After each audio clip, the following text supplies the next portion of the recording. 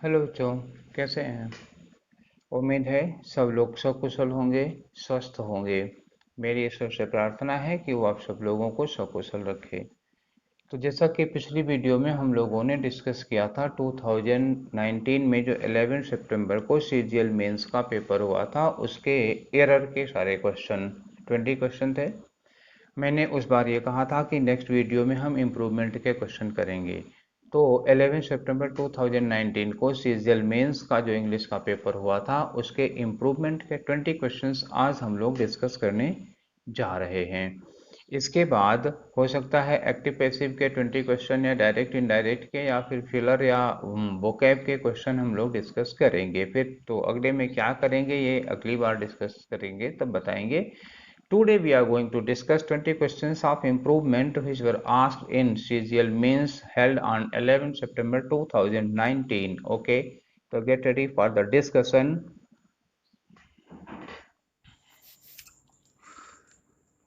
तो इम्प्रूवमेंट का पहला क्वेश्चन है, जो क्वेश्चन नंबर 9 था, वो है she is very good sprinter. She is very good sprinter का मतलब क्या हुआ कि वो बहुत तेज स्प्रिंटर है, बहुत तेज धावक है। She can not run as fast as she does.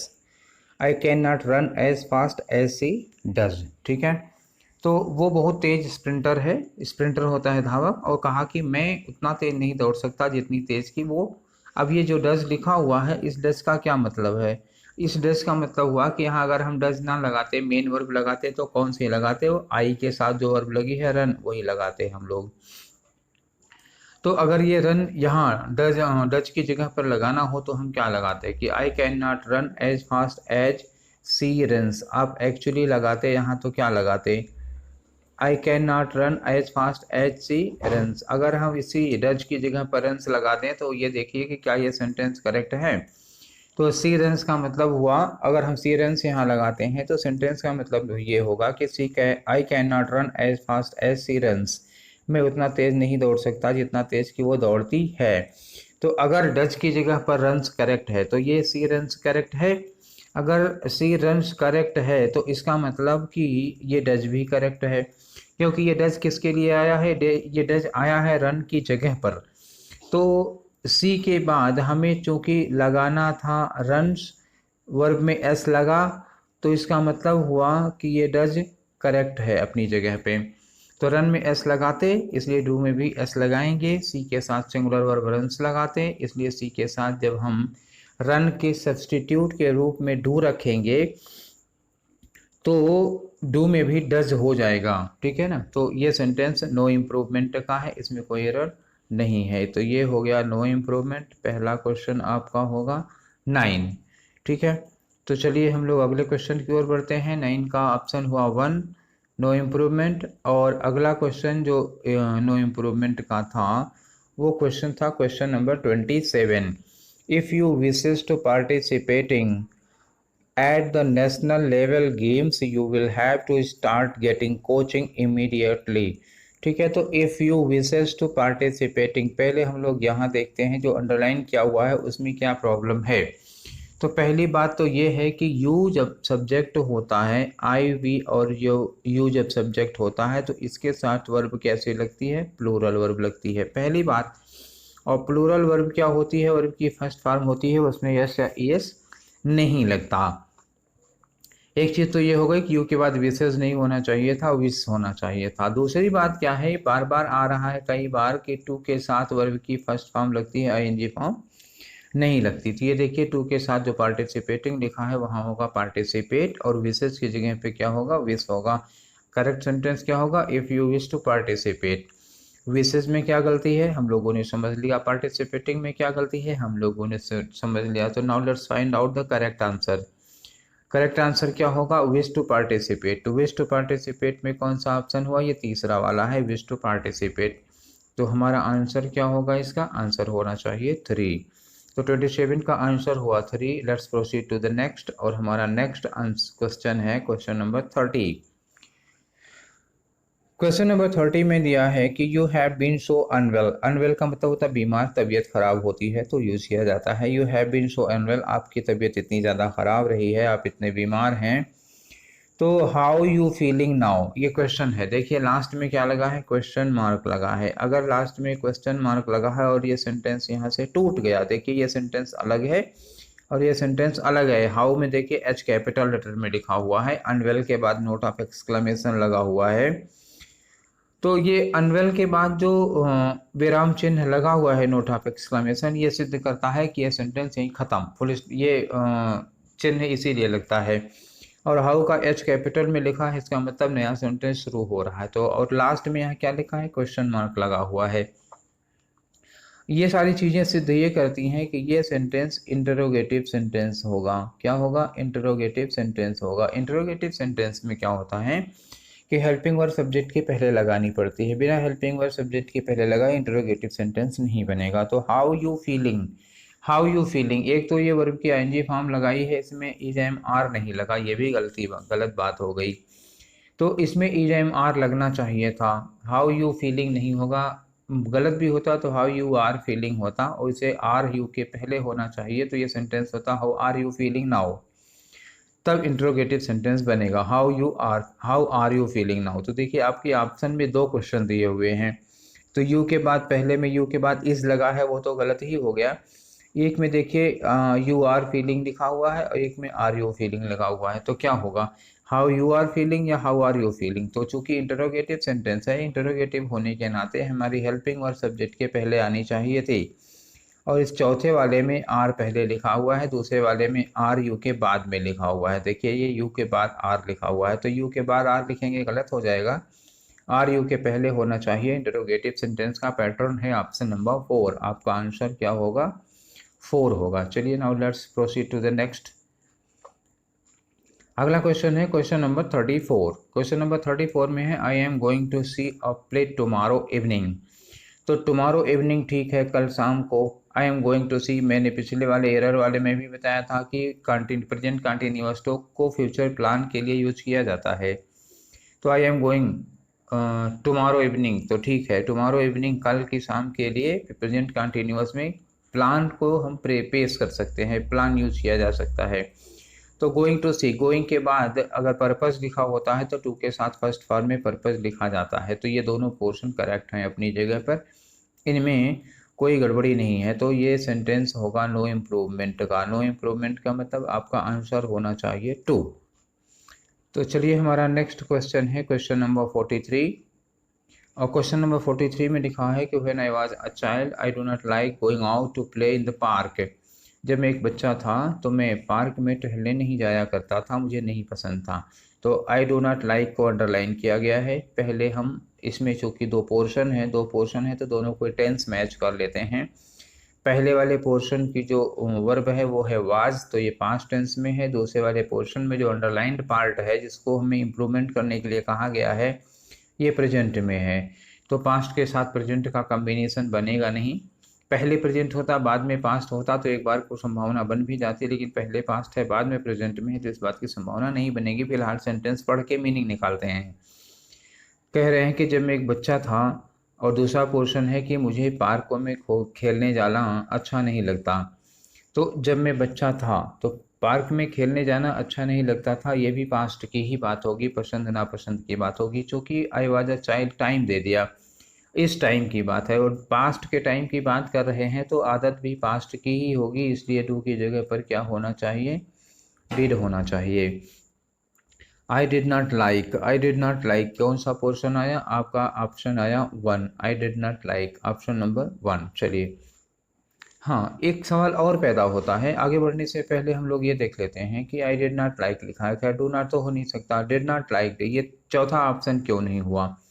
तो चौथे ऑप्शन में देखिए डिड के साथ वर्ब की सेकेंड फॉर्म लगी है, डिड के, अब ये डिड लगा है तो डिड के साथ लाइक्ड नहीं लगता, इसलिए चौथा ऑप्शन गलत था। डिड नॉट के साथ देखिए वर्ब की फर्स्ट फॉर्म लगती है, इसीलिए पहला ही ऑप्शन सही था। ठीक है ना, अब तो कोई डाउट नहीं रह गया। चलिए अब हम लोग अगले क्वेश्चन की ओर बढ़ते हैं। हमारा अगला क्वेश्चन है क्वेश्चन नंबर 45। और क्वेश्चन नंबर 45 में लिखा हुआ है कि my guests does not wanted to eat anything since they were not hungry after the party. मेहमानों को कुछ भी खाने की इच्छा नहीं थी क्योंकि पार्टी के बाद वो बिल्कुल भूख उन्हें नहीं थी। तो जो अंडरलाइन पोर्शन किया गया है तो इसमें तो भाई बड़ी भयंकर भयंकर गलतियां की गई हैं। मुझे नहीं लगता कि मुझे इसको समझाने की ज़रूरत पड़ेगी। पहले हम लोग ये देख लेते हैं कि जिस पोर्शन को अंडरलाइन किया गया है उसके साथ जो अटैच्ड सेंटेंस दिया हुआ है वो है सिंस। सिंस मैंने यहाँ है क्योंकि, और वर नॉट क्या लिखा है, वर नॉट वो पास्ट को इंडिकेट कर रहा है। क्योंकि पार्टी में वो लोग बहुत खाए थे, उन्हें भूख नहीं थी, ये पास्ट में है। तो हमें जो भूख मेहमानों को भूख नहीं थी, ये भी पास्ट में ही जाना चाहिए। ठीक है, तो पहला वाला सेंटेंस जो डू नॉट है, उस डू नॉट की जगह पर एक्चुअली डिड नॉट होना चाहिए, और जो वांटेड लिखा है वांटेड की जगह पर वर्ब की फर्स्ट फॉर्म होना चाहिए। तो इसका डज भी गलत है और वांटेड भी गलत है। हमें चाहिए did not want to eat. Did not want to eat कहाँ होगा?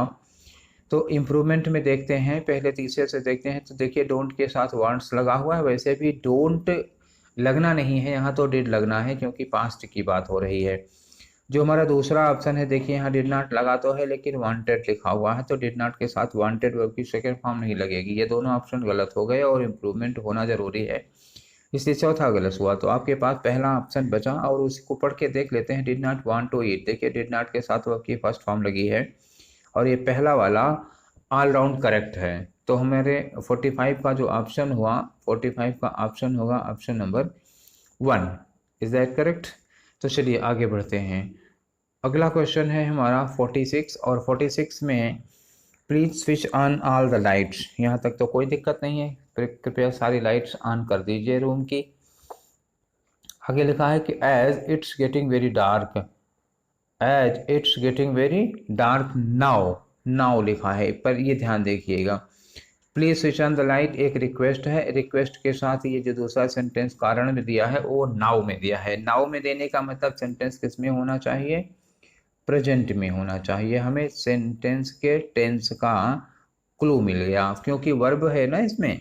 इट इज गेटिंग, अब इट के बाद कामा लगा के एस लिखा हुआ है, तो ये इट इज भी हो सकता है, इट वाज भी हो सकता है, इट हैज भी हो सकता था।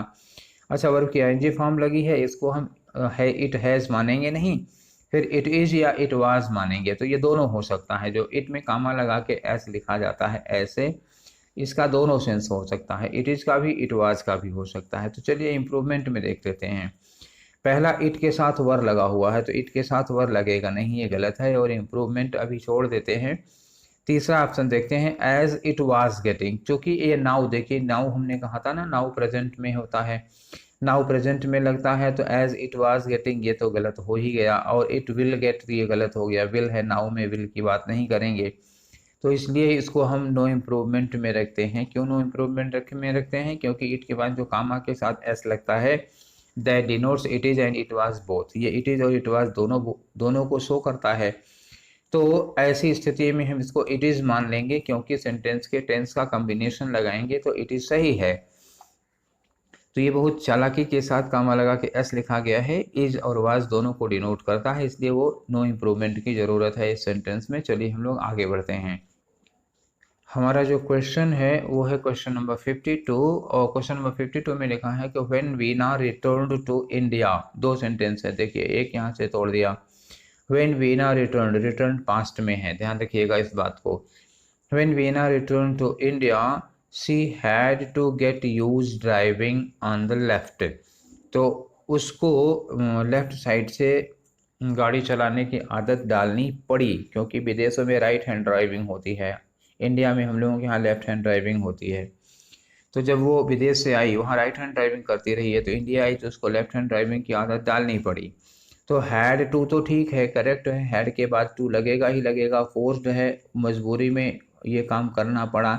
तो हैड टू के साथ वर्ब की फर्स्ट फॉर्म लगेगी, ठीक है। तो हैड टू के साथ फर्स्ट फॉर्म गेट लगा दिया हमने, लेकिन गेट के साथ ये नियम है कि गेट के साथ हमेशा वर्ब की थर्ड फॉर्म लगती है। तो गेट के साथ वर्ब की थर्ड फॉर्म लगेगी तो ये यूज्ड टू लगेगा, ठीक है। गेट के साथ यूज्ड टू लगा, तो जब गेट के साथ, वैसे तो यूज्ड टू के साथ वर्ब की फर्स्ट फॉर्म लगती है, लेकिन इज, एम, आर, वाज, वर या गेट के साथ जब यूज्ड टू लगता है तो उसके साथ वर्ब की आईएनजी फॉर्म लगती है। तो दो चीज़ें हो गई, हमें करना पड़ेगा हैड टू गेट। अब हैड टू गेट के साथ हमें यूज्ड टू लगाना पड़ेगा, तो had to get used to. अब जब गेट यूज्ड टू लगाएंगे तो उनकी आईएनजी फॉर्म लगाएंगे, और केवल यूज्ड टू लगाते तो वर्ब की फर्स्ट फॉर्म लगाते। पिछली बार भी कई बार डिस्कशन में हमने बताया है कि टू के साथ हमेशा फर्स्ट फॉर्म लगती है, लेकिन 18-20 ऐसी कंडीशंस हैं जब हम यूज्ड टू के बाद या जब हम टू के बाद वर्ब की आईएनजी फॉर्म भी लगाते हैं। तो मुझे लगता है कि अब ये रूल हमें एक दिन समझा ही देना पड़ेगा कि किसी दिन। ठीक है, चलिए आज ही में हम ये वीडियो बना देते हैं, आज ही कल में, कि वो कौन सी कंडीशंस हैं जब हमें टू के साथ आईएनजी फॉर्म लगानी पड़ती है। तो या फिर ऐसा करते हैं कि वर्ब फॉर्म को हम पूरा डिस्कस ही कर देते हैं, वर्ब फॉर्म की एक वीडियो ही बना देते हैं, वर्ब फॉर्म आपको पढ़ा देते हैं। तो पहले रीअरेंजमेंट का थर्ड पोर्शन चला जाए, उसके बाद हम वर्ब की फॉर्म को आप लोगों को डिस्कस ही कर देते हैं, पूरा का पूरा वीडियो बना देते हैं। ठीक है, चलिए। तो अब हमारे पास जो ऑप्शन मिला वो ये है कि had to get used to, उसके बाद वर्ब की ING form, had to get used to driving. अब देखते हैं हमारा ऐसा ऑप्शन कौन सा है। तो हैड तो पहले से ही लगा हुआ है, to get used to driving, तो ये हमारा कौन सा ऑप्शन है, ये दूसरा वाला ऑप्शन है, to get used to driving. पहले वाले में क्या देखिए, टू के साथ ड्राइव्स लिखा हुआ है इसलिए गलत हो गया, नो इम्प्रूवमेंट है नहीं। और टू गेटिंग, टू के बाद आईएनजी फॉर्म देखिए लिखा हुआ है, जबकि होना चाहिए टू गेट यूज्ड टू, और गेट के बाद यूज्ड टू लगता है, इसलिए ये चौथा भी गलत है। आपका आंसर जो होगा that should be answer number 2। चलिए हम लोग आगे बढ़ते हैं। हमारा अगला क्वेश्चन है 65, और क्वेश्चन नंबर 65 में लिखा है कि my daughter fail asleep while she been reading। तो अंडरलाइन पोर्शन है while she been reading। तो पहले हम इस वाले पोर्शन को देख लेते हैं। फेल asleep वर्ब की सेकेंड फॉर्म में है। तो while she been की जगह मेन वर्ब ये 9.8 कैसे लगे, यहाँ तो हमें मेन वर्ब लगानी चाहिए क्योंकि आगे वर्ब की आईएनजी फॉर्म लगी है। तो इस बीन की जगह क्या होना चाहिए, ये वर्ब की आईएनजी फॉर्म है, तो यहाँ इज-एम-आर वाज वर्ब होना चाहिए। तो इज-एम-आर वाज वर्ब का मतलब क्या हुआ, तो इज-एम-आर लग नहीं पाएगा क्योंकि ये वाला वर्ब की सेकेंड फॉर्म में है, तो यहाँ वाज या वर्ब की गुंजाइश है। और सी के साथ वर्ब लगाएंगे नहीं, तो सी के साथ क्या लगते हैं, सी के साथ वाज लगाते हैं। तो व्हाइल सी वाज, ऑप्शन ढूंढिए, व्हाइल सी वाज रीडिंग, ये आ रहा आपका option, while she was reading. अब पहले ऑप्शन में देख लेते हैं कि क्या गलती है, क्यों नहीं हो पाया। व्हाइल सी इज लगा हुआ है इसलिए गलत हो गया क्योंकि वह फेल पास्ट में है, नो इम्प्रूवमेंट होगा नहीं। व्हाइल सी वाज तो मैंने कहा ही है कि करेक्ट होगा। चौथा है व्हेन एवर शी हैज के साथ वर्ब की आईएनजी फॉर्म कभी लगती नहीं है, तो आपका जो आंसर होगा वो क्या होगा, थर्ड होगा। चलिए आगे बढ़ते हैं। क्वेश्चन नंबर 68, हमारा क्वेश्चन नंबर 68 है, the metro service is so good that one does not have to wait since a few minutes. Metro service इतनी अच्छी है कि किसी को 1 मिनट से ज़्यादा इंतज़ार नहीं करना पड़ता। तो one does not have to wait, किसी को इंतज़ार नहीं करना पड़ता 1 मिनट से ज़्यादा। हमें यहाँ क्या सेंस लेना है, 1 मिनट से ज़्यादा। तो ये जो सेंस आया है यहाँ, सेंस का हमारा जो सेंस होना चाहिए था, 1 मिनट से ज़्यादा के लिए हम क्या यूज करते, हम यूज करते यहाँ पर more than. One does not have to wait more than a minute, more than a few minutes. तो मोर देन के सेंस में हमें यहाँ वर्ड चाहिए, जो सेंस लगा है ये सेंस गलत है। यहाँ तो हो गया 1 मिनट से इंतज़ार नहीं करना पड़ता, एक्चुअली ये 1 मिनट से इंतज़ार नहीं करना पड़ता, नहीं, ये होना चाहिए 1 मिनट से ज़्यादा नहीं इंतज़ार करना पड़ता। उसके लिए हमें मोर देन के सेंस में कोई वर्ड चाहिए, और मोर देन के सेंस में कौन सा वर्ड आ सकता है, try to find out one. ये बियॉन्ड जो लिखा है यही बियॉन्ड है, मोर देन के सेंस में आएगा। नो इम्प्रूवमेंट गलत है। फार के लिए यहाँ सेंस नहीं है, अप टू लग का सेंस नहीं है, तो यहाँ एक ही सेंस है, beyond a few minutes, 1 minute से, कुछ मिनट से ज़्यादा किसी को इंतज़ार नहीं करना पड़ता। तो आपका ऑप्शन होना चाहिए 1। चलिए आगे बढ़ते हैं हम लोग, और हमारा अगला क्वेश्चन है क्वेश्चन नंबर 69। क्वेश्चन नंबर 69 है, have you any idea where is Anna. तो क्या आपको कोई आइडिया है कि आना कहाँ है। तो पहले क्वेश्चन में भी मैंने कहा था कि 2 सेंटेंस एक में जुड़े हुए हैं और दूसरा सेंटेंस इंटरोगेटिव था, आपको याद आ रहा होगा, जिसमें लिखा है कि हाउ आर यू फीलिंग। तो हाउ आर यू फीलिंग पे याद करिए कि हाउ आर यू फीलिंग के पहले वाला जो सेंटेंस था वो, उसके बाद नोट ऑफ एक्सक्लेमेशन विस्मयादि का चिन्ह लगा हुआ था, मतलब वहाँ पे एक पंक्चुएशन मार्क लग गया था, वो सेंटेंस वहीं क्लोज हो गया था। उसके बाद how are you feeling now, ये क्वेश्चन नया सेंटेंस शुरू हुआ था और उसमें एच कैपिटल लेटर से शुरू हुआ था। अब जबकि यहाँ पर देखिए क्या है, यहाँ पर सेंटेंस देखिए दो हिस्सों में तोड़ते हैं तो हैव यू एनी आइडिया, ये सेंटेंस एक हो गया, लेकिन इसके बाद कोई पंक्चुएशन मार्क नहीं लगा है, उसी में जुड़ा हुआ है वेयर इज आन्या। तो वेयर इज आन्या में देखिए वेयर का डब्ल्यू कैपिटल में नहीं स्मॉल लेटर में लिखा हुआ है, इसका मतलब दोनों सेंटेंस को एक में जोड़ा गया है, दोनों सेंटेंस अलग अलग नहीं हैं। और जब दोनों सेंटेंस अलग अलग नहीं हैं तो यहाँ पर सेंटेंस में एम्बेडेड क्वेश्चन का रूल लागू होता है। एम्बेडेड क्वेश्चन का रूल लागू होगा तो इज जो है वो आन्या के बाद में आ जाएगा। जबकि पहले वाले क्वेश्चन में हमने बताया था कि हाउ आर यू फीलिंग में आर जो है यू के पहले आ जाएगा, यहाँ बता रहा हूँ कि इज आन्या के बाद चला आ जाएगा। क्यों? क्योंकि ये रूल है एम्बेडेड क्वेश्चन का, और एम्बेडेड क्वेश्चन मैं आपको लिख के दिखा रहा हूँ, ये होता है एम्बेडेड क्वेश्चन। क्या होता है? एम्बेडेड क्वेश्चन, या इसी को आप कह सकते हैं इनडायरेक्ट क्वेश्चन। इनडायरेक्ट क्वेश्चन में क्या होता है, जब हम किसी इंटरोगेटिव सेंटेंस को किसी दूसरे सेंटेंस में जोड़ते हैं तो इंटरोगेटिव सेंटेंस की हेल्पिंग वर्ब उसके सब्जेक्ट के पहले नहीं लगती, तब बाद में लगती है। जब इंडिपेंडेंट इंटरोगेटिव सेंटेंस होता है तो हेल्पिंग वर्ब सब्जेक्ट के पहले लगती है। जब इसको किसी में जोड़ दिया जाता है तब इसकी हेल्पिंग वर्ब अपने सब्जेक्ट के बाद में चली जाती है। That is the rule of embedded question. ठीक है, तो ये एम्बेडेड क्वेश्चन का एक वीडियो है भी, आपको चैनल पर एम्बेडेड क्वेश्चन का एक वीडियो मिल जाएगा, आप उसको देख सकते हैं। एम्बेडेड क्वेश्चन में हमने पूरा पढ़ाया है क्या होता है एम्बेडेड क्वेश्चन। तो अब हमारा आंसर क्या होगा? वेयर इज आन्या की जगह पर होना चाहिए वेयर आन्या इज। तो वेयर आन्या इज का ऑप्शन कौन सा है? चौथा वाला है, वेयर आन्या इज आपका आंसर होगा 4। ठीक है, चलिए हम लोग नेक्स्ट क्वेश्चन की ओर आगे बढ़ते हैं, और हमारा नेक्स्ट क्वेश्चन है क्वेश्चन नंबर 114 114। लिखा है I could not visit my aunt as there were the traffic jam due to an accident. मैं आंटी को मतलब अपनी चाची को विजिट नहीं कर पाया, उनसे मुलाकात नहीं कर पाया क्योंकि एक्सीडेंट की वजह से रास्ते में ट्रैफिक जाम था। तो देयर वर लिखा हुआ, देयर के बाद ये जो वर लिखा हुआ है ये किसके लिए लगा है? ट्रैफिक जाम के लिए लगा हुआ। तो ट्रैफिक जाम काउंटेबल नाउन नहीं है। ट्रैफिक जाम कैसा है? ट्रैफिक जाम अनकाउंटेबल नाउन है। अनकाउंटेबल नाउन क्या होता है? सिंगुलर होता है। सिंगुलर के साथ कैसी वर्ब लगनी चाहिए थी? सिंगुलर वर्ब लगनी चाहिए थी। तो ट्रैफिक जाम के लिए जो वर्ब लगनी चाहिए थी that should have been was, ना कि वर।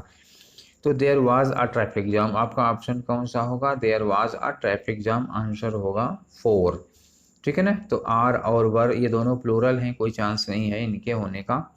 चलिए आगे बढ़ते हैं, हमारा अगला क्वेश्चन है क्वेश्चन नंबर 117 मतलब 117। आई वेटेड टिल 10 PM, मैंने 10 बजे तक इंतज़ार किया। फॉर आवर गेस्ट्स, अपने मेहमानों का। ठीक है, वेटेड के साथ फॉर लगा है।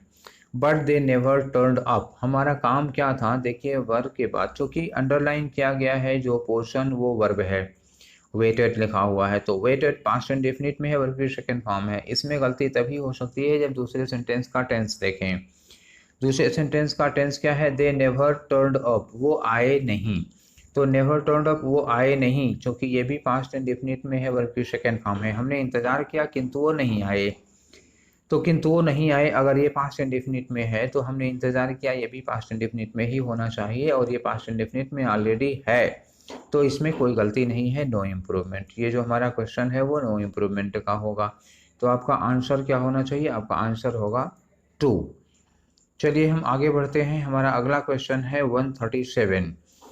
तो 137 में लिखा है कि Ravi can not come to the meeting, Ravi meeting नहीं आ सकता as he was not well, क्योंकि वो ठीक नहीं था, उसकी तबीयत ठीक नहीं थी। तो कैन नॉट कम, देखिए फिर वही कैन नॉट कम, वर्ब का पोर्शन आपको इम्प्रूव करना है तो हमें दूसरी जो वर्ब लगी है सेंटेंस के दूसरे पार्ट में उसकी वर्ब को चेक करना पड़ेगा। तो ही was not well, he was not में हमारी वर्ब क्या है? वाज है, और वाज क्या शो करते हैं? पास्ट में।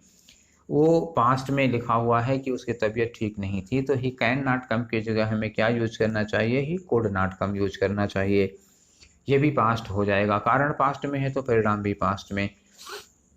तो कुड नॉट कम में पहले वाला ऑप्शन देखिए, कुड नॉट के साथ क्या लिखा है? केम लिखा हुआ है, तो ये आंसर नहीं होगा क्योंकि ये केम है, वर्ब की सेकेंड फॉर्म कुड नॉट के साथ नहीं लगती, ये गलत हो गया। कुड कम में नॉट नहीं लगा है इसलिए ये गलत हो गया। कुड नॉट कम आपका तीसरा ऑप्शन सही होगा, आपका आंसर होना चाहिए इसका 3। चलिए आगे बढ़ते हैं। 137 के बाद आता है 139।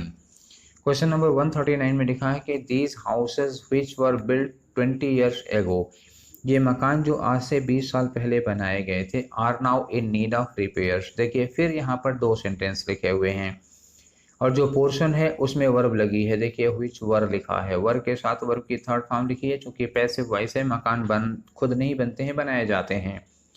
These houses which were built, ठीक है ना, ये मकान जो बनाए गए थे 20 साल पहले, तो 20 ईयर्स एगो, ये टाइम बता रहा है 20 ईयर्स एगो, 20 साल पहले की बात है, तो ये पास्ट में होना ही चाहिए था।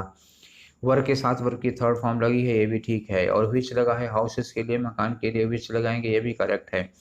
हाउसेस प्लूरल में है, विच के बाद वर्क प्लूरल में लगा है, ये भी ठीक है। वर्क के साथ थर्ड फॉर्म पैसिव वॉइस के नाते लगी है, तो पूरा का पूरा स्ट्रक्चर करेक्ट है। आगे लिखा are now in need of repairs, इन्हें मरम्मत की ज़रूरत है, तो ठीक है। इसमें ये प्रेजेंट में लिखा है, तो अब की बार पास्ट और प्रेजेंट का कम्बिनेशन करेक्ट है। पूछो क्यों? क्योंकि इसके पहले हमने पास्ट और प्रेजेंट के कम्बिनेशन के आधार पर ही सारे वर्ड्स इंप्रूव की थी। लेकिन इस वाले जो सेंटेंस का सिचुएशन है वो थोड़ी डिफरेंट टाइप की है। इन्होंने पहले वाले सेंटेंस के लिए कहा कि ये मकान जो 50-20 साल पहले बने थे, तो मकान 20 साल पहले बने थे, ये पास्ट में जा रहा है, करेक्ट है। उन मकानों को आज मरम्मत की ज़रूरत है, तो आज 20 साल बाद की बात। दूसरा वाला सेंटेंस आज का है ना, तो दूसरा वाला सेंटेंस आज का है इसलिए प्रेजेंट में है, और पहला वाला सेंटेंस 20 साल पहले का है इसलिए ये पास्ट में है। और इसमें कोई गलती नहीं है, तो ये सेंटेंस नो इम्प्रूवमेंट का होगा। टेक्निकली कोई एरर नहीं है। आपका आंसर क्या होना चाहिए? 2। तो चलिए 139 के बाद हम लोग आगे बढ़ते हैं 141। 141 इस क्वेश्चन में लिखा है don't stay in school, school में मत रुकना आफ्टर 2 PM, 2 बजे के बाद स्कूल में मत रुकना। ये सेंटेंस कैसा एडवाइजरी सेंटेंस है, सलाह दी गई है किसी को। अब यहाँ पे देखिए फुल स्टॉप हो गया, आगे ऑल कैपिटल में लिखा हुआ है all the teachers have been leaving by then. अभी किसी को सलाह दी जा रही है कि 2 बजे के बाद स्कूल में मत रुकना, तो ये सलाह फ्यूचर में अप्लाई होगी। भविष्य के लिए सलाह दी जा रही है ना कि 2 बजे के बाद मत रुकना, तो ये जो काम है, जो इस काम को करने के लिए मना किया जा रहा है, वो फ्यूचर में होना है। तो दूसरा वाला सेंटेंस भी किस में जाना चाहिए? फ्यूचर में जाना चाहिए। और उसमें जब बाय देन लग जाता है, तो फ्यूचर में अगर बाय देन लगा हो तो ये कौन सा टेंस होता है? फ्यूचर परफेक्ट टेंस होता है। कौन सा? फ्यूचर परफेक्ट टेंस होगा। और फ्यूचर परफेक्ट टेंस में होना क्या चाहिए? विल हैव के साथ वर्ब की थर्ड फॉर्म लगती है। फ्यूचर परफेक्ट में क्या लगेगा? विल या शैल के साथ हैव और वर्ब की थर्ड फॉर्म होनी चाहिए। तो विल हैव के साथ वर्ब की थर्ड फॉर्म हमारी क्या है? दूसरे वाले ऑप्शन में दिया हुआ है। और मीनिंग भी देखिए, तब तक क्या लिखा है कि 2 बजे के बाद स्कूल में मत रुकना। All the teachers will have left by then, तब तक स्कूल के सारे टीचर चले जा चुके होंगे। तो चूंकि 2 बजे तक स्कूल के सारे टीचर जा चुके होंगे, इसलिए कहा जा रहा है कि 2 बजे के बाद स्कूल में मत रुकना। तो सेंटेंस की मीनिंग भी करेक्ट आ रही है। मीनिंग के सेंस में भी ये दूसरा वाला ऑप्शन सही है, और टेक्निकली जो टेंस का रूल लागू हो रहा है उसमें भी ये सेंटेंस सही है। तो हमारा आंसर क्या होना चाहिए? आंसर होना चाहिए 2। चलिए हम लोग नेक्स्ट क्वेश्चन की ओर आगे बढ़ते हैं, और हमारा नेक्स्ट क्वेश्चन है 142, 142। 142 में लिखा है कि आई हैव एन इनवाइट। ये इनवाइट जो लिखा हुआ है, ये एक्चुअली नाउन के फॉर्म में हम लोग लिखते हैं, तो एन इनविटेशन लिखते हैं। तो इनविटेशन नहीं, अब इनवाइट वे नाउन की तरह भी यूज किया जाता है। तो एन इनवाइट अपनी जगह पे करेक्ट है। I have an invite from a friend, मुझे एक दोस्त से इनविटेशन मिला हुआ है to visit the Canada, to visit the Canada. तो पहली बात तो ये है कि कनाडा के पहले द नहीं लगना चाहिए, और यूनाइटेड स्टेट्स के पहले द लगना चाहिए। तो पहली बात तो ये कि विजिट के बाद, एक बात यह है विजिट के बाद टू नहीं लगता, कनाडा के पहले द नहीं लगता, और यूनाइटेड स्टेट्स के पहले द लगता है। इतना आप देख लीजिए जिसमें भी एक ऑप्शन सही हो जाए। तो देखिए जिसमें ये ऑप्शन सही हो जाता है, तो टू तो लगना नहीं है, तो ये दोनों ऑप्शन गलत हो गए। टू नहीं लगना है, विजिट के बाद टू नहीं लगता है। अब एक ऑप्शन बच रहा है आपके पास, नो इम्प्रूवमेंट होगा नहीं क्योंकि गलत था। तो कनाडा के पहले देखिए दा नहीं लगा है, यूनाइटेड स्टेट्स के पहले दा लगा है, और इसमें विजिट के बाद टू भी नहीं लगा है। आपका ऑप्शन क्या होना चाहिए? ऑप्शन नंबर 4 होना चाहिए। ये आंसर आपका एकदम से करेक्ट है। चलिए तो हम लोग अगले क्वेश्चन की ओर बढ़ते हैं, और हमारा अगला क्वेश्चन है question number 147।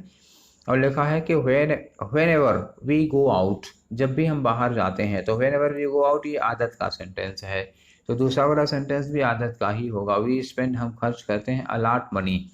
Actually a lot money नहीं होता, ये जो एक्सप्रेशन है वो होता है अलॉट ऑफ मनी। क्या होता है? अलॉट ऑफ मनी होगा, या फिर लिखा होता है लॉट्स ऑफ मनी। तो फ्रेजल का जो एक्सप्रेशन होता है दैट इज अलॉट ऑफ या फिर लॉट्स ऑफ। तो देख लेते हैं हमको कौन सा ऑप्शन मिलता है। अलॉट ऑफ का हमें ऑप्शन मिला। तो आपका आंसर होना चाहिए 3। ये एक्सप्रेशन है, एक फ्रेज है एक। अब फ्रेज तो इसमें कोई रूल या कोई ग्रामर नहीं, फ्रेजेज आपको याद होना चाहिए कि ऐसे कहीं लिखा हो great many, a great many, तो ग्रेट मेनी नहीं होता, अ ग्रेट मेनी होता, अ गुड मेनी होता है, ये अलॉट ऑफ लगना चाहिए था। चलिए हम लोग नेक्स्ट क्वेश्चन की ओर बढ़ते हैं। हमारा नेक्स्ट क्वेश्चन है 152, और 152 में लिखा हुआ है my student a doctor by profession. My student के बाद कामा लिखा हुआ है, जैसे आप लोग मेरे स्टूडेंट हैं, कल को कोई अधिकारी बन जाएंगे तो हम यही कहेंगे ना माई स्टूडेंट, फिर बाद में कहेंगे एन एक्साइज इंस्पेक्टर। तो ये बगल में कामा लगा हुआ है, my student a doctor by profession. अब ये a doctor by profession present position है, तो वर्ब जो है किसके लिए लगी है? My student. ये जो प्रेफर क्या है? प्रेफर वर्ब है, preferring to walk to the hospital every day. तो इस सेंटेंस में मेन वर्ब कौन है? यही जो प्रेफरिंग लिखा है ये मेन वर्ब है। क्या है ये? मेन वर्ब है। और मेन वर्ब में वर्ब की आईएनजी फॉर्म सीधे, तो बिना हेल्पिंग वर्ब के वर्ब की आईएनजी फॉर्म मेन वर्ब में नहीं लगती है। इसका सब्जेक्ट कौन है? इसका सब्जेक्ट है माई स्टूडेंट। तो माई स्टूडेंट के बाद या तो यहाँ लगाएं इज प्रेफरिंग, और वैसे भी पसंद, प्रेफर जो है वो पसंद को शो करता है, पसंद नापसंद कंटिन्यूअस टेंस में नहीं होती है। तो ये फिर अच्छा, चूंकि आदत का है प्रेजेंट में होना चाहिए, तो प्रेजेंट में आदत शो करने के लिए हम प्रेजेंट इंडेफिनिट लगाते हैं, और प्रेजेंट इंडेफिनिट माई स्टूडेंट के लिए वर्ब में एस लग के आएगा, क्योंकि माई स्टूडेंट सिंगुलर है। तो माई स्टूडेंट सिंगुलर सब्जेक्ट, इसके साथ प्रेफर में एस लगाइए, प्रेफर्स होना चाहिए, ऑप्शन ढूंढिए, प्रेफर्स टू वॉक, ये तीसरा वाला ऑप्शन हो गया। अब बाकी ऑप्शंस को देख लेते हैं। प्रेफरिंग, फिर वही गलती जो क्वेश्चन में गलती थी वही ऑप्शन में गलती है, प्रेफरिंग नहीं लगेगा। नो इम्प्रूवमेंट होगा नहीं, क्योंकि क्वेश्चन गलत है। प्रेफर्स टू वॉक करेक्ट हो गया था। तीसरा है प्रेफर वॉकिंग। तो देखिए बेटा प्रेफर लिखा हुआ है ना, तो प्रेफर में एस लगाना ज़रूरी है। और दूसरी बात, टू के बाद आईएनजी फॉर्म नहीं, या तो प्रेफर के बाद सीधे आईएनजी फॉर्म लगा होता, प्रेफर्स वॉकिंग, लेकिन इस प्रेफर में एस होना जरूरी था ना, ये फिलहाल गलत है। तो आपका एक ही ऑप्शन सुटेबल है, वो है ऑप्शन नंबर 3। चलिए हम लोग आगे बढ़ते हैं। क्वेश्चन नंबर 177, मतलब क्वेश्चन नंबर 177 हमारे सामने है। लिखा है I think that capitalism is not a better economic system for our country. तो ये बेटर क्यों लगाया है इन्होंने? किसी से कंपैरिजन तो नहीं किया जा रहा है। Comparative degree is used when comparison is made between two hidden और एक्सप्रेस्ड। दो चीज़ों में जब कंपैरिजन होता है या दो सिचुएशंस में कंपैरिजन होता है, दूसरा पक्ष चाहे व्यक्त हो चाहे अव्यक्त हो, लेकिन उसका होना ज़रूरी है, तब हम कंपैरेटिव डिग्री यूज करते हैं। लेकिन जो हमारे सामने मौजूदा सेंटेंस है, इस सेंटेंस में हम और इकोनॉमी जो हमारी है, इकोनॉमिक सिस्टम जो हमारा है, उसका किसी से कंपैरिजन किया ही नहीं जा रहा है। इन्होंने कहा कि मुझे लगता है कि पूंजीवाद हमारे देश के लिए एक अच्छा सिस्टम नहीं होगा। तो किसी से कंपैरिजन ही नहीं है, कंपैरिजन नहीं है, तो ये जो बेटर लिखा है वो बेटर नहीं होना चाहिए। That should have been in positive degree is not a good system. तो यहाँ is not a good system होना चाहिए, और is not a good system कहाँ होगा? आपका चौथा ऑप्शन हुआ। अब आप कहेंगे कि पहला क्यों नहीं होगा? देखिए यहाँ पे वाज लगा हुआ है, तो आई थिंक प्रेजेंट में है, तो वाज कैसे हो सकता है? गलत है। दूसरे में इज नॉट बेटर है, वही चीज़ अभी काट रहे हैं, तो ऑप्शन में कैसे हो सकता है? हमारा आंसर क्या होगा? Answer number 4। क्लियर? चलिए हम लोग अगला क्वेश्चन करते हैं। हमारा अगला क्वेश्चन है क्वेश्चन नंबर 190 पे पहुंच गए, इसका मतलब खत्म ही होने वाले हैं। लिखा है कि इट हैज़ बीन 2 years, 2 साल बीत चुके हैं, 2 साल हो गए हैं। दैट आई हैव सी, तो पहली बात तो देखिए कि हैव के साथ सी वर्ब की फर्स्ट फॉर्म नहीं होगी, ये गलत हो गया, मीना। ठीक है। और दूसरी बात की ये दैट गलत है। दैट ये कह रहे हैं, पहले बता रहे हैं कि इट हैज़ बीन 2 years, 2 साल बीत गए हैं। अब दैट लगाएंगे तो हो जाएगा कि 2 साल बीत गए हैं कि मैंने मीना को देखा है, या ये कहा जाए कि 2 साल बीत गए हैं जब से मैंने मीना को देखा है, मतलब मीना को देखे हुए 2 साल हो गए हैं, यही कहना चाहते हैं ना। तो जब टाइम का ड्यूरेशन या पीरियड बताना होता है कब से, तो ये हम लगाते हैं क्या, यहाँ पर सिंस लगाते हैं। और सिंस से जब दो सेंटेंस को जोड़ते हैं तो पहला वाला सेंटेंस किस में होता है, प्रेजेंट परफेक्ट में होता है, और दूसरा वाला सेंटेंस किस में होता है, पास्ट इंडेफिनिट में होता है। रूल यही है कि सिंस से जब दो सेंटेंस को जोड़ेंगे तो पहला प्रेजेंट परफेक्ट में, दूसरा पास्ट इंडेफिनिट में होता है। टेंस के कम्बिनेशन का ये रूल है। तो इस सेंटेंस को, इस स्ट्रक्चर पर अगर हम कोई सेंटेंस बनाते हैं तो ऐसे बनाएंगे कि आई हैव नॉट सीन हर, जैसे हम कहें, या आई हैव नॉट सीन हर, मैंने उसे नहीं देखा है। आगे लिख दिया सिंस सी लेफ्ट कॉलेज, मतलब क्या हुआ, जब से वो कॉलेज छोड़ी है तब से मैंने उसको नहीं देखा है। तो देखिए हमने सिंस के बाद क्या लिखा, सी लेफ्ट कॉलेज, जब से उसने कॉलेज छोड़ा, ये वर्ब की सेकेंड फॉर्म। सिंस के बाद वाला सेंटेंस जो टाइम बता रहा है, कब से नहीं देखा है, जब से वो कॉलेज छोड़ी। तो ये जब से वो कॉलेज छोड़ी, सिंस के बाद वाला सेंटेंस टाइम बता रहा है, कब से नहीं देखा। और आई हैव नॉट सीन हर, ये हमारी बात बता रहा है, मैंने उसे तब से नहीं देखा है। तो ये ऐसा कॉम्बिनेशन होता है, सिंस के पहले प्रेजेंट परफेक्ट, सिंस के बाद पास्ट इंडेफिनिट। लेकिन इत्तेफाक की बात है कि आपके इस क्वेश्चन में ऐसा कोई ऑप्शन है नहीं बेटा, ये आयोग की गलती है, आप क्लेम करना चाहें तो कर सकते हैं। तो सिंस आई हैव सीन, देखिए इस वाले में लिखा है सिंस आई हैव सीन, इसमें सिंस लगा हुआ है, उसके बाद आई हैव सीन, जबकि होना चाहिए सिंस आई सा। ठीक है ना। दूसरा वाला नो इम्प्रूवमेंट, अब नो इम्प्रूवमेंट नहीं होगा क्योंकि ये दैट भी गलत है और ये शी भी गलत है। तीसरा है सिंस आई डिड नॉट सा, सिंस आई डिड नॉट सा, तो अब ये सिंस आई डिड नॉट सा ये गलत हो गया। क्यों गलत हो गया, तो देखिए डिड के साथ ये डिड लगा हुआ ना, डिड के साथ सा लगाना, तो और भी सेकेंड फॉर्म डिड के साथ सा लगा देंगे तो वहाँ वो और गलती हो जाएगी। ठीक है, तो ये भी गलत हो गया। तो दूसरा सेंटेंस अब चौथे में आ जाते हैं, तो ये सिंस की जगह दैट लगा दिया, दैट लगना नहीं है। तो फिलहाल ये तीनों सेंटेंस, ये वाला ये वाला ये वाला, फिलहाल गलत ही गलत है। अब आपके पास एकमात्र ऑप्शन बच रहा है, कौन सा, पहला वाला। हालांकि पहला वाला भी करेक्ट नहीं है, लेकिन अब इन सबों में घोर गलतियां हैं, तो फिलहाल आपको पहले वाले ऑप्शन के साथ संतोष करना पड़ेगा, and you should choose option first. ठीक है, तो ये देखिए 190 के बाद आपके सारे क्वेश्चन ख़त्म हो गए। हमने करीब 20 क्वेश्चन डिस्कस कर लिए हैं। कुछ रूल्स भी इसमें आए, नए नए रूल्स थे जिनको डिस्कस करना था, वो हमने बता दिया है। तो उम्मीद है कि ये 20 क्वेश्चन आपको समझ में आ गए होंगे, कैसे इम्प्रूव किए, क्यों हुए। तो फिर हम लोग अगले सेट में मिलेंगे कुछ नया, तो वही 11 सितंबर वाले पेपर में कुछ जो और चीज़ें थी उनको लेकर के मिलेंगे। तो चलिए ठीक है, till then take care, thank you very much for watching the video.